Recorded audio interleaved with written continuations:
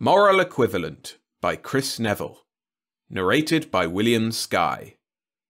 Why shouldn't a culture mimic another right down to the last little detail? Because the last detail may be just that, the final one. The planet Lanit 2 had dwindled to a luminous speck.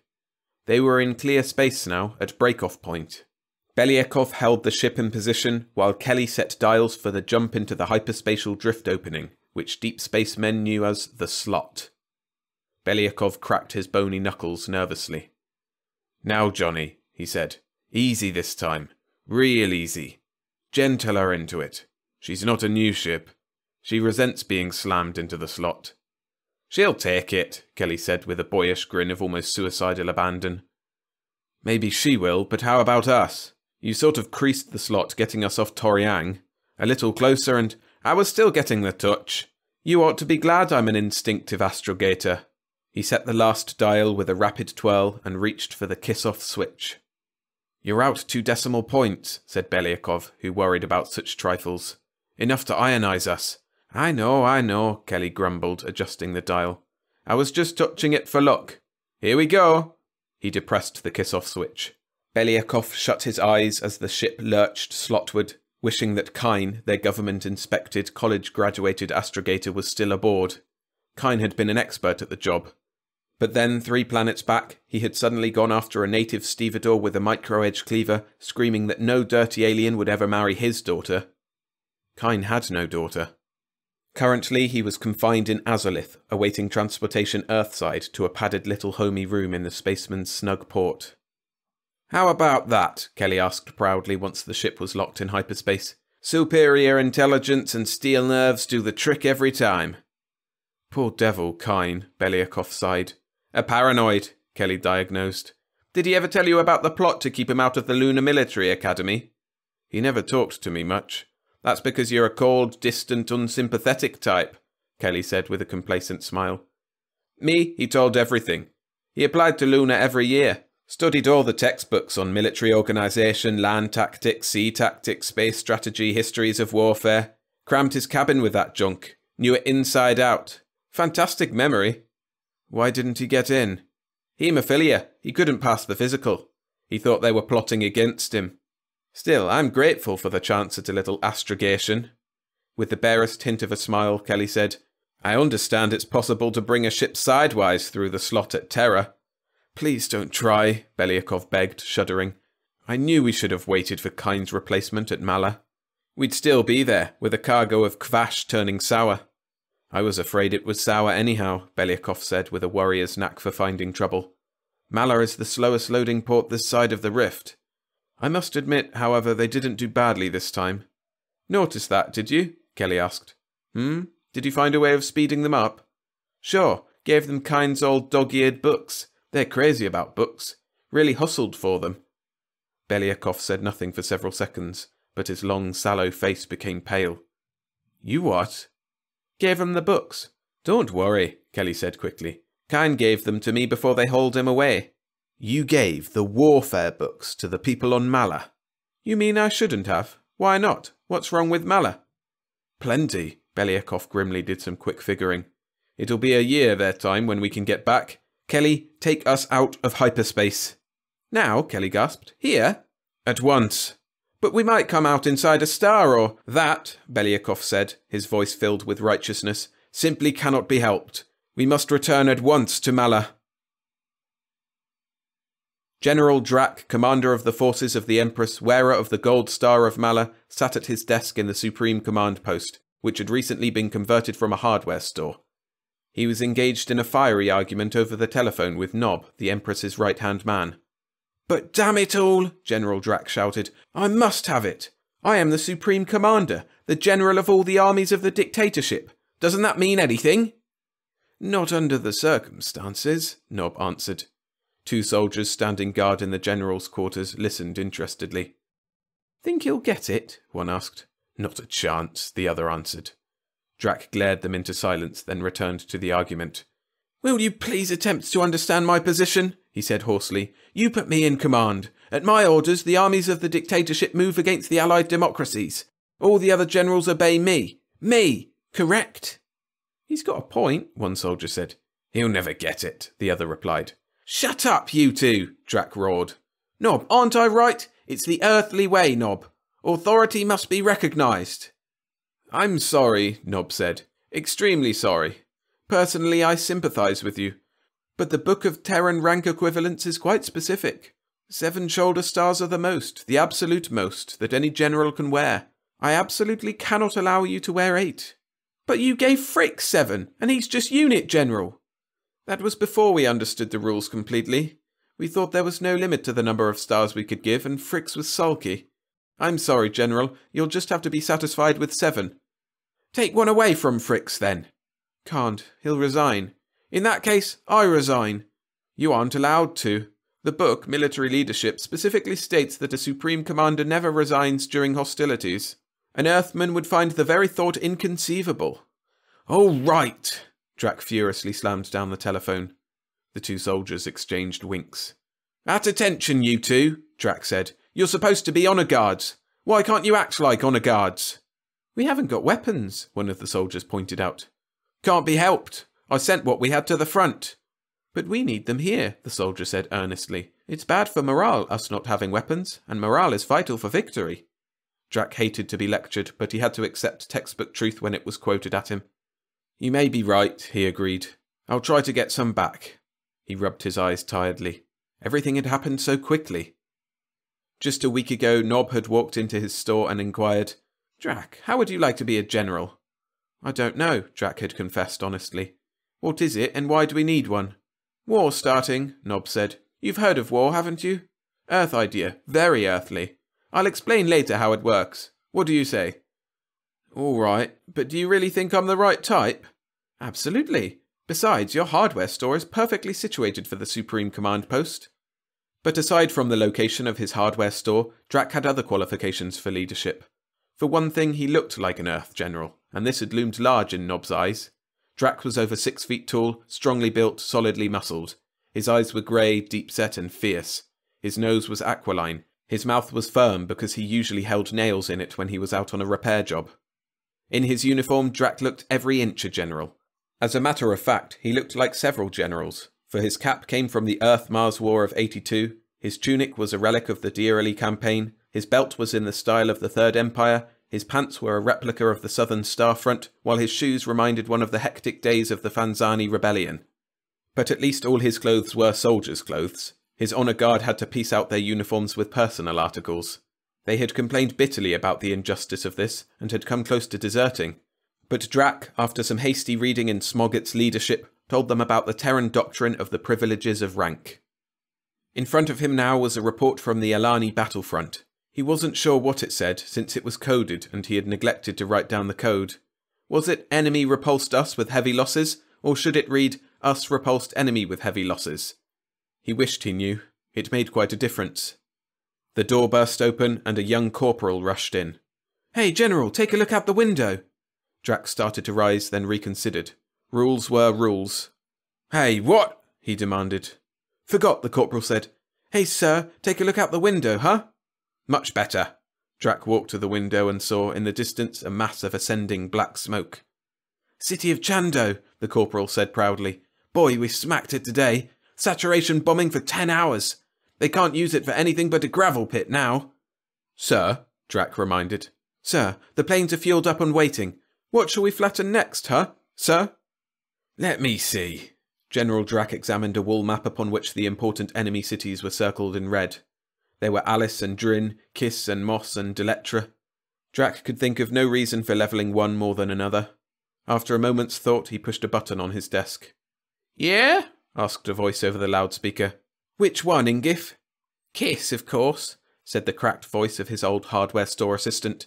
Fellow over there owes us money and won't pay up. Thanks, Ingif. Drac turned to the corporal. Go to it, soldier.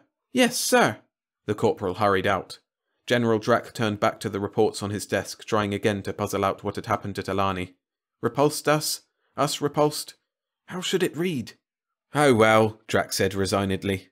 In the long run, I don't suppose it really makes much difference.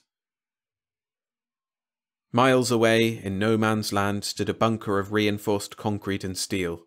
Within the bunker were 2 men. They sat on opposite sides of a plain wooden table, and their faces were stern and impassive. Beside each man was a pad and pencil. Upon each pad were marks. Upon the table between them was a coin.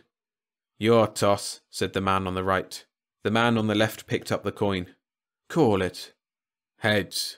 It came up heads. "Damn," said the flipper, passing the coin across the table and standing up. The other man smiled faintly, but said nothing. Kelly reached for the kiss-off switch, then hesitated. "Look, Igor," he said, "do we have to come out now without charts? It gets risky, you know. How can we tell what's out there in normal space?" "It's a risk we have to take," Belyakov said stonily. "But why? What's wrong with the people of Mala having those books? Believe me, there's nothing dirty in them." "Look," Belyakov said patiently, "you know that Mala is a semi-restricted planet. Limited trading is allowed under control conditions. No articles are allowed on the planet except those on the approved list." "Yeah," Kelly said vaguely. "Silly sort of rule." "Not at all. Mala is a mirror culture. They consider Earth and its ways to be absolute perfection. They copy everything of Earth's they can find. Seems like a good idea. We have got a real good culture." "Sure, but we developed into it. The Malans simply copy what they see, with no underlying tradition or rationale. Since they don't know why they're doing any particular thing, they can easily misinterpret it, warp it into something harmful." "They'll learn," Kelly said.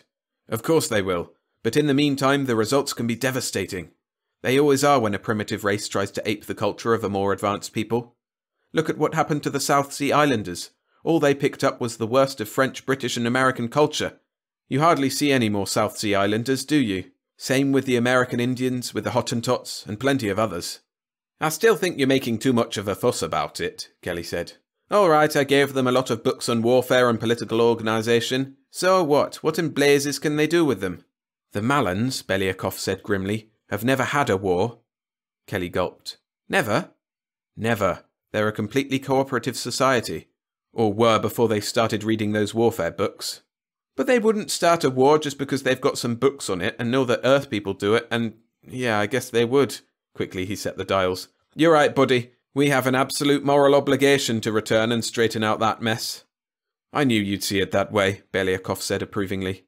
"And there is the additional fact that the Galactic Council could hold us responsible for any deaths traceable to the books.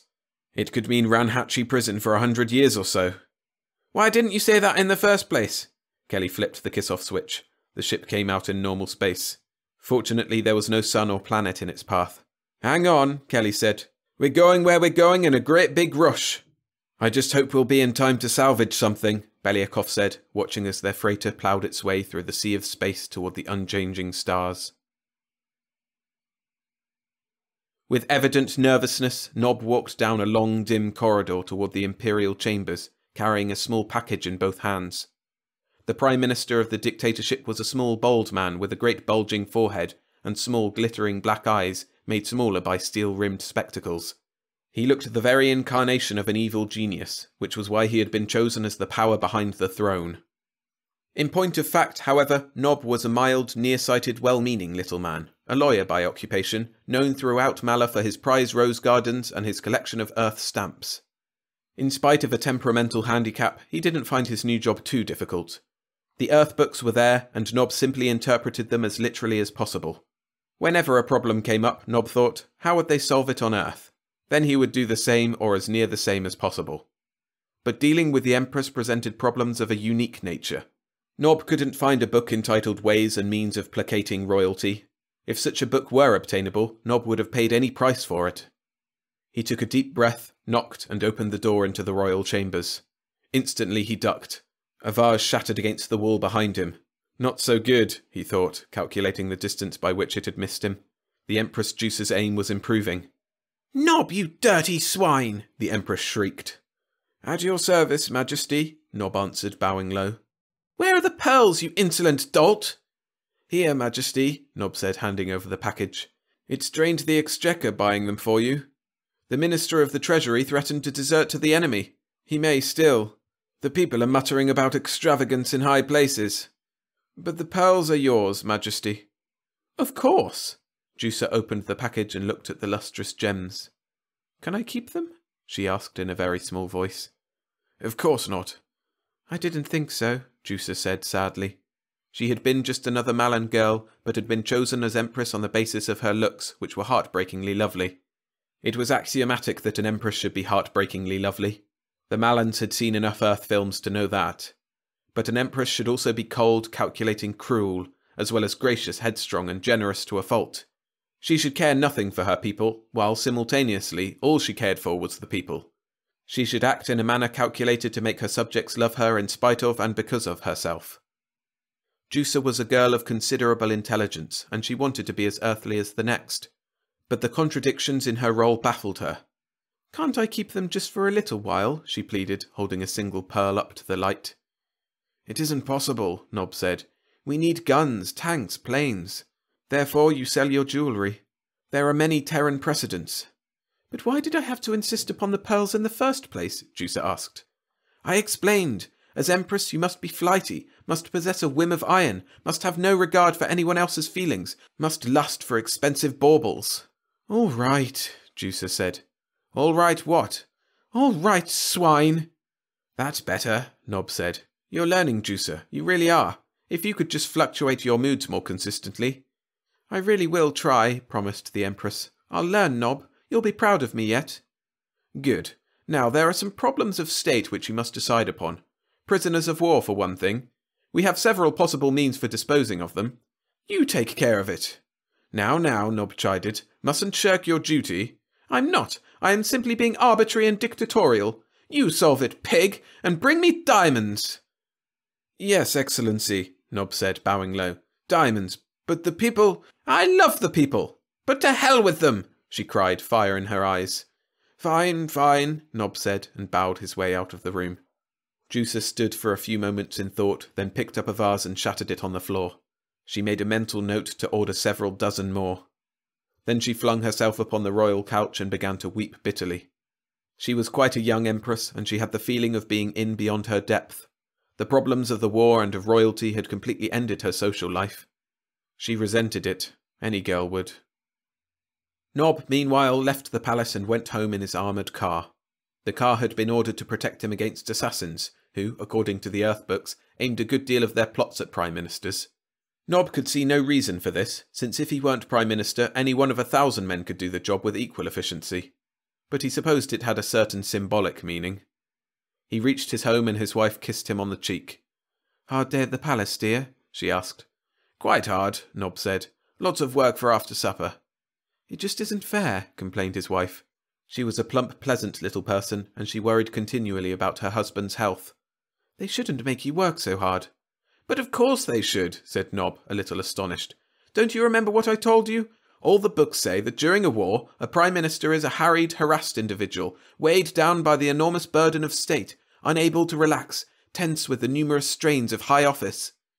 "It isn't fair," his wife repeated. "No one said it was, but it's extremely Earth-like." His wife shrugged her shoulders. "Well, of course, if it's Earth-like, it must be right. Come eat supper, dear." After eating, Nob attacked his mounds of paperwork, but soon he was yawning and his eyes burned. He turned to his wife, who was just finishing the dishes. "My dear," he said, "do you suppose you could help me?" "Is it proper?" she asked. "Oh, absolutely. The books state that the Prime Minister's wife tries in every way possible to relieve her husband of the burden of power."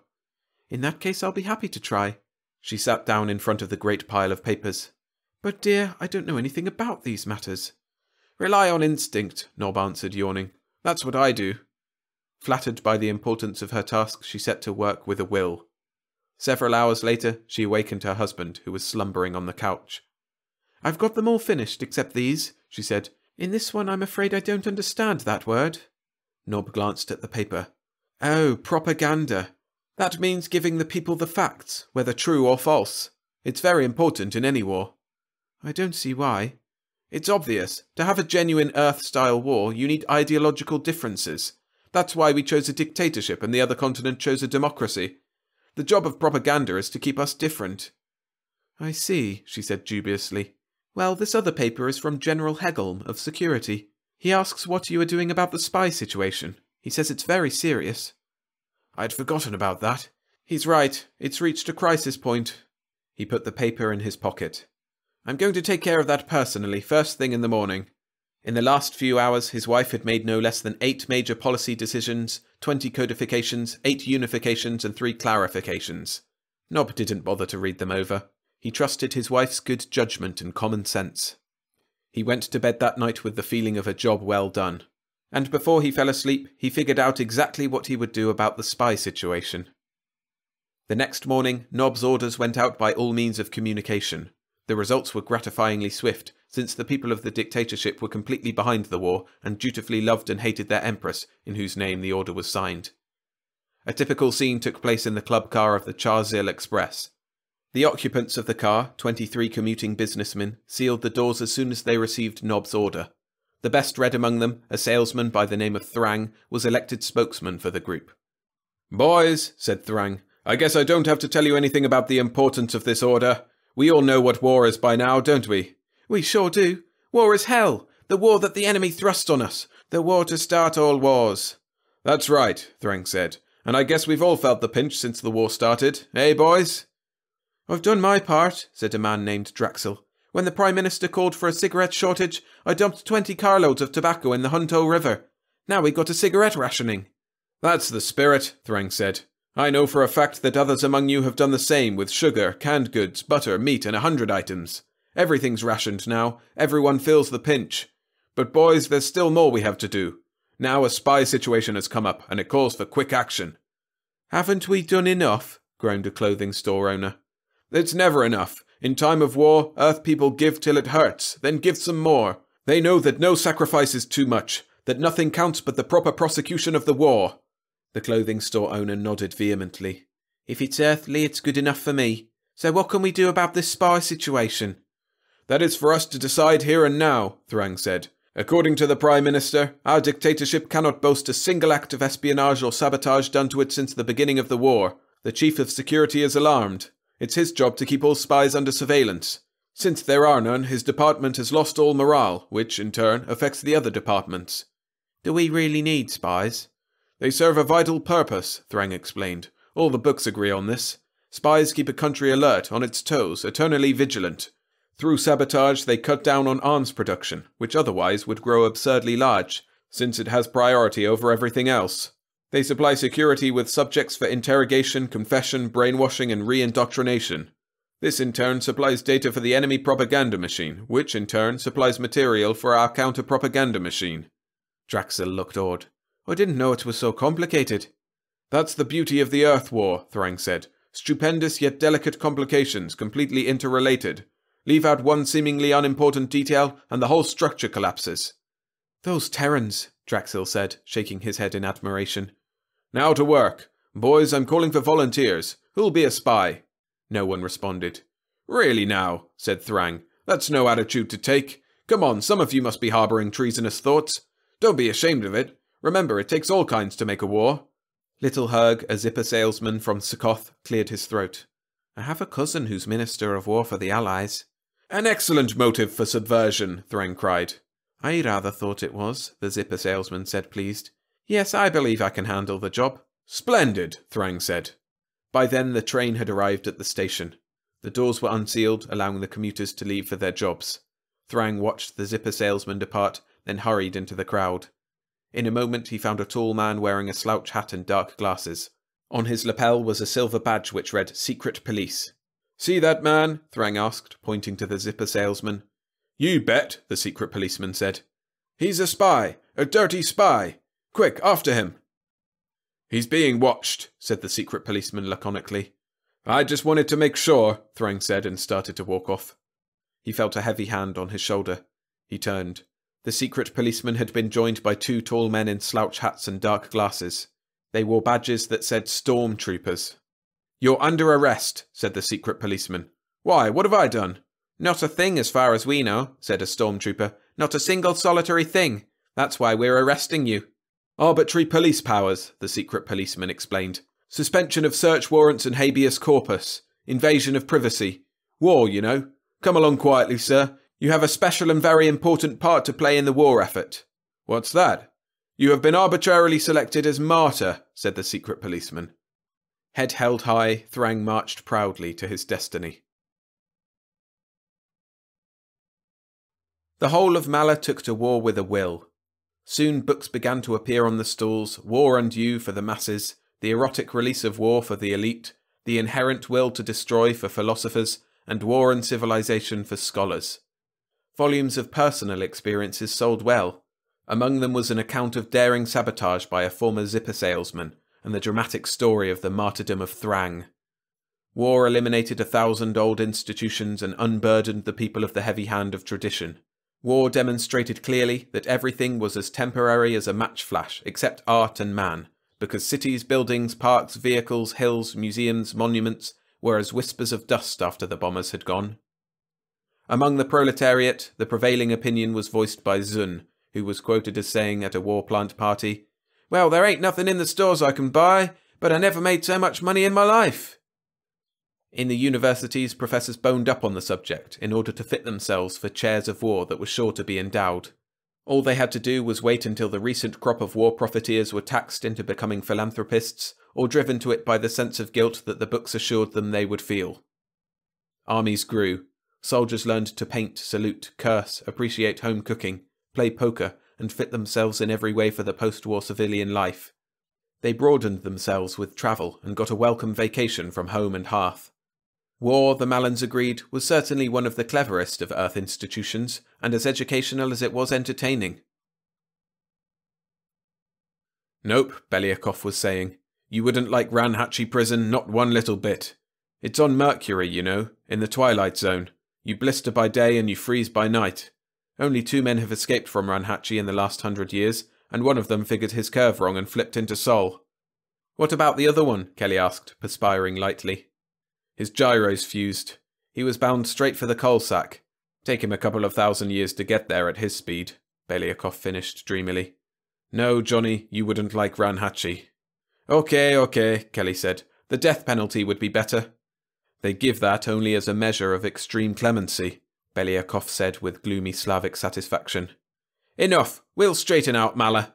There was more hope than conviction in Kelly's voice. "There she lies, off to starboard." Mala was a tiny blue and brown sphere, suddenly growing larger in their screens. Their radio blared on the emergency channel. Kelly swore. "That's the Galactic Patrol boat from Azalith. What's he doing here?" "Blockade," said Belyakov. "Standard practice to quarantine a planet at war. We can't touch down legally until the war's declared over." "Nuts, we're going down." Kelly touched the controls and the freighter began to descend into the interdicted area. "Attention, freighter!" the radio blasted. "This is the interdictory ship Moth. Heave to and identify yourself." Belyakov answered promptly in the Propendium language. "Let's see him unscramble that," he said to Kelly. They continued their descent. After a while, a voice from the patrol boat said in Propendium, "Attention, freighter! You are entering an interdicted area. Heave to at once and prepare to be boarded." "I can't understand your vile North Propendium accent," Belyakov bellowed in a broad South Propendium dialect. "If you people can't speak a man's language, don't clutter up the ether with your ridiculous chatter. I know you long-haul trampers, and I'll be damned if I'll give you any air, water, food, or anything else. If you can't stop that stuff like any normal, decent—" "This area is interdicted," the patrol broke in, speaking now with a broad South Propendium accent. "Hell," Belyakov grumbled. "They've got themselves a robot linguist." "Under direct orders from the patrol boat Moth, heave to at once, freighter, and prepare to be boarded and inspected." Belyakov glanced at the planet looming large beneath them. He gestured at the power control to Kelly and said, "Hello? Hello? Do you read me? Your message is not coming across. Do you read me? Stop, or we'll fire." Belyakov nodded. Kelly kicked in all the jets and they plummeted toward the surface. With his pilot's sixth sense, Kelly changed course abruptly. A blast seared past them, sealing a starboard tube for good. Then they were in the atmosphere, travelling too fast, the hull glowing red with friction. The heavy cruiser, built only for spatial manoeuvring, broke off its pursuit curve. "All right, freighter, this means your license. You gotta leave sometime." Belyakov shut off the radio. Kelly fired the braking jets and began to spiral in for a landing. As they circled, Belyakov saw the shattered rubble and ruin where cities had been. He saw highways filled with military columns, and at the distant edge of the horizon, a fleet of military planes winging their way to a fresh target. "What a mess," he said. Kelly nodded glumly. They touched down and opened the hatches. Already a crowd of Malans had gathered. A few artists had set up their easels and were busy painting the freighter, not because it was lovely, but because it was Terran, which was better. Amalan stepped forward, grinning. "Well," he asked, "what do you think of it?" "Of what?" "Our war, of course. You must have noticed." "Oh yes, we noticed," Belyakov said. "A real intercontinental war complete with ideological differences," the man stated proudly. "Just like the civilized planets have. You must admit it's Earth-like." "Exceedingly Earth-like," Kelly said. "Now, take us to whoever's in charge. Quick!" The conference with Nob at the Imperial Palace began well. The Prime Minister was overjoyed that real Earthmen had come to witness their war. He knew very well that by Earth standards it was a pretty small war. A beginner's war, really. But they were trying. Some day, with more know-how, with better equipment, they would be able to produce a war that would match anyone's. "We were hampered from the start," Nob apologized, "by not knowing how to produce atomic fission." "That must have been confining," Kelly said, and Belyakov winced. "It was. Dynamite and nitroglycerin just don't have the same grandeur and finality. The scale of demolition seems insignificant. But if you will come with me, gentlemen, I have something here which may interest you." Nob ushered the Earthmen ahead of him so he could copy their loose-jointed rolling walk. "Here," he said, darting ahead and opening a door. "Behold!" The Earthmen saw, upon an ivory pedestal, a small model of an atomic bomb. "We worked until we mastered it at last," Nob said proudly. "With any luck, we'll be in production within the month and using them within the year. Now I think I can safely say that Mala has come of age." Belyakov said, "No." "No what?" "No atom bombs." "But it's Earth-like to use atomic bombs. Why?" "This war has to end at once," Kelly said. "You're joking," protested Nob, looking intently at the Earthmen. But he saw at once that they were deadly serious. He groaned and sat down. Nob was faced with a moral dilemma of fearful proportions. On the one hand, war was a typical Terran institution, an extremely important one, an institution clearly worthy of emulation by the people of Mala. But on the other hand, this Terran institution was being refuted, denied in fact, by two typical Terrans. The problem was insoluble for him, and Nob remembered that when an ultimate crisis is at hand, that is the moment for the supreme authority to step in. "We must discuss this with the Empress," he said. He led them to Juice's chambers, knocked and opened the door. Half a dozen vases shattered around them. "On your knees, pigs!" Juice shrilled. "You, Nob, have you brought the diamonds?" "I knew I forgot something." "Forgot them? Then how dare you show your face?" Juice stamped her small foot. "And these peasants, who are they? I've a good mind to lock them up, especially that grinning red-headed ape." Kelly's grin became a trifle strained. "These are Earthmen, Your Majesty," Nob said. "Genuine Earthmen." "Really?" breathed Juicer. "Really," said Nob. "Oh, golly," Juicer said, losing all her painfully acquired imperial pose and becoming a frightened, albeit lovely, young girl.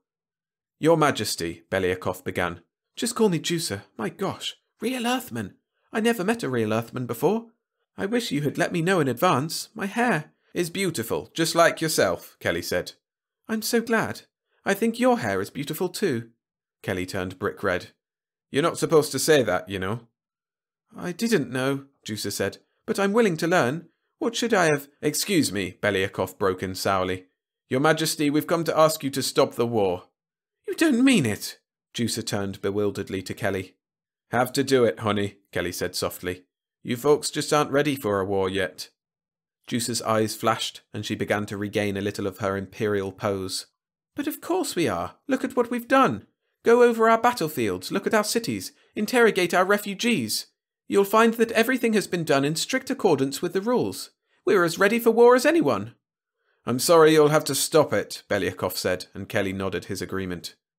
Juicer gave Nob a beseeching look, but the Prime Minister averted his eyes. The dilemma was there again, enormous, insurmountable, and squarely on Juicer's shoulders.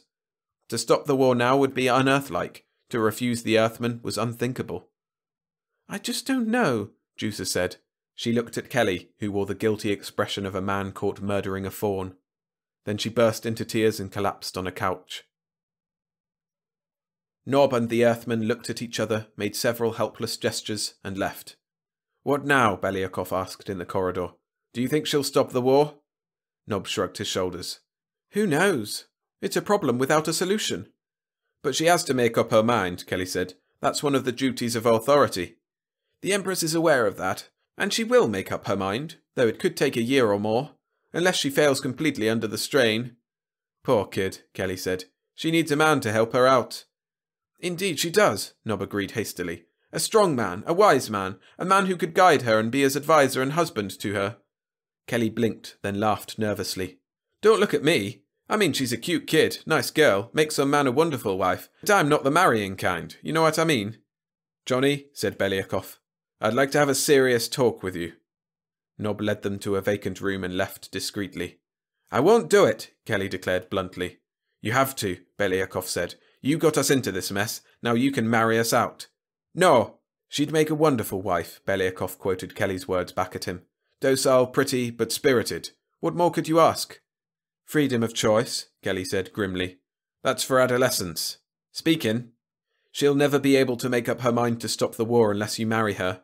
Until the war ends, that interdictory ship is going to sit in orbit waiting for us. You haven't anything to lose, Belyakov added. I haven't? Not a thing. It's a big galaxy, and our freighter is always waiting. That's true, Kelly admitted. 10 minutes later, Belyakov dragged him into the corridor. They were joined by Nob, who ushered them back to the Empress's chambers. It's okay by me if it's okay by you, kid, Kelly blurted out in a tone that made Belyakov shudder and made Nob smile in outright hero worship. What is all right? Juicer asked. Marriage, Kelly said. What do you say? Juicer studied his face for several seconds. But do you love me? Give it time, kid, give it time. Juicer must have seen something in his expression, something behind the embarrassment and anger. Very softly she said, I will be most happy to marry you. It was a double ring ceremony and authentically Terran. Belyakov produced a Bible from the freighter and the ancient words of the Earth ceremony were read. When it was over, Kelly, grinning, perspiring, nervously rubbing his hands together, turned to his bride. Now stop the war, honey. Yes, dear, Juicer said dutifully. She heaved a great sigh. What's wrong? Kelly asked. I just tremble to think of our cities being bombed out of existence and us not able to do anything about it because we've stopped fighting. What are you talking about? If we stop fighting... They won't, she said. Why should they? It's Earth-like to continue conquering, and if we quit fighting, there'll be nothing to stop them from conquering us completely. Nob, Kelly shouted. Igor, what can we do about this? Nob said, There would appear to be only one certain solution. I can arrange a meeting for you, he turned to Belyakov, with Lanvi, the President of the Allies. What would I say to him? Asked Belyakov. To her, Nob corrected. You can say, I suppose, the same sort of thing your friend said. Belyakov, ashy pale, started to back away. Kelly caught him in one meaty fist. Okay, Mr. Fixer, your duty is plain. Marry us out of trouble. But I've got a girlfriend in Minsk. She forgot you years ago. Stop squirming, buddy. What does she look like? Belyakov queried in apprehension. Very pretty, Nob said. During the double ring ceremony, Belyakov peered at his bride with cautious approval. Lanvi was indeed a pretty girl, and she seemed to possess the Malan virtues of obedience, patience, and fire. As soon as the final words were spoken, the war was declared officially over. Peace, an authentic Earth custom, was proclaimed. Now the real work begins, Belyakov said. First we'll need a list of the casualties. The what? Nob asked.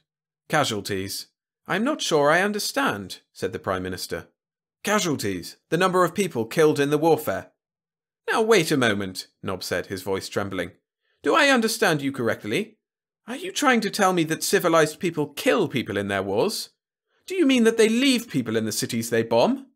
Kelly looked at Belyakov. Belyakov looked at Kelly. Lord, Lord, murmured Kelly. Belyakov merely gulped. Is it possible? Asked Nob. Do civilized people really? Of course not, said Belyakov. Never, Kelly said. Nob pursed his lips. I've been wanting to ask a real authority, a genuine Earthman, some questions on the subject. Our texts were by no means complete, and some parts we couldn't understand at all, like the matter of determining victories. That's something we couldn't figure out. We decided you must use a complicated system of umpires. It was too much for us, so we built a bunker in no man's land and put a man from each side in it. They tossed coins to determine whose turn it was. The winning side would bomb an enemy city. After the occupants had been evacuated, of course. Of course, said Belyakov. It worked out rather well with the coins, Nob said. Law of averages, in fact. Substantially our system, said Kelly. Just the way we do it, Belyakov added. A few more questions, if you please, Nob said. Juicer, would you bring in the big war encyclopedia? Juicer and Lanvi had been gossiping on the other side of the room. They hurried out and returned with the great book. Now here, Nob said, opening the volume, it seems to imply— Wait, Belyakov broke in. He took the book from Nob's hands and flipped through it rapidly, then turned to Kelly. In a whisper, he said in Propendium, It looks as though Kyne blotted out all references to killing. Sure, exclaimed Kelly, brightening. I told you, he was a haemophiliac, a bleeder. Naturally, he'd cut out every single mention of bloodshed. This point, Nob began. Later, Belyakov said. Right now we'd like to get a few articles from our spaceship. He winked at Kelly, who winked back. It won't take a moment, and then we'll be only too happy to— Oh dear, said Nob. You mean you wanted the spaceship? What? Well, I assumed that you'd have no further use for it. Metal is hard to get nowadays, and it seemed only proper to erect heroic statues to both of you, the men who brought the institution of peace to Mala. Did I do something wrong? Not at all, Kelly said. Oh, not at all. Perfectly delighted. Not at— Johnny, said Belyakov. Sorry, Kelly apologised, a broken man. The brides stepped forward to claim their husbands. Peace and prosperity came to Mala under the deft guidance of their Terran leaders. In time, spaceships arrived and departed, but neither man showed any particular desire to board one, for their wives, docile, patient, yet fiery, proved more appealing than the lonely far reaches of space. Belyakov sometimes pondered the opportune melting down of their freighter. He was never able to discover who had signed the order, but all Mala knew the saying, an Earthman is easy to catch but hard to hold. He wondered whether that had been the true reason behind the order to scrap the ship. By this time, of course, he didn't really care. If his wife or Kelly's had been responsible, it was all the more reason to feel appreciated. Nob knew the answer, but he had other things on his mind. He lay awake, restless, until his wife asked worriedly what was wrong. I've been wondering, he said. Those war books that the Earthmen had us turn in. I never did understand why all those deletions were made. You know, the ones that made us figure out a way of deciding which side won.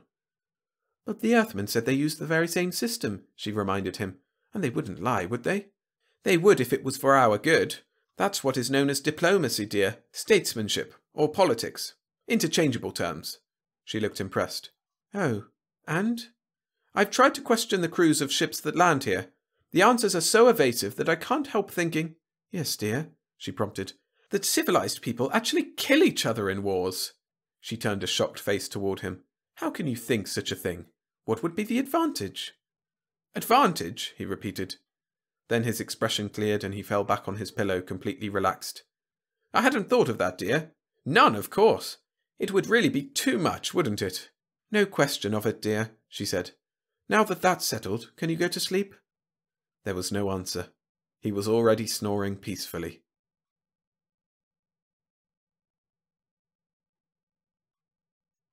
Thanks for listening. If you enjoyed this story, hit the like button and subscribe to the channel. Right now, Patreon subscribers are taking advantage of ad-free video and audio versions of all my stories, and have access to all the full novels I narrate. So if you're interested in those perks, sign up at patreon.com/storiesfromthesky_SFF, link in the description. And for another story like this one, check out Do Unto Others by Mark Clifton, which you can find on screen now.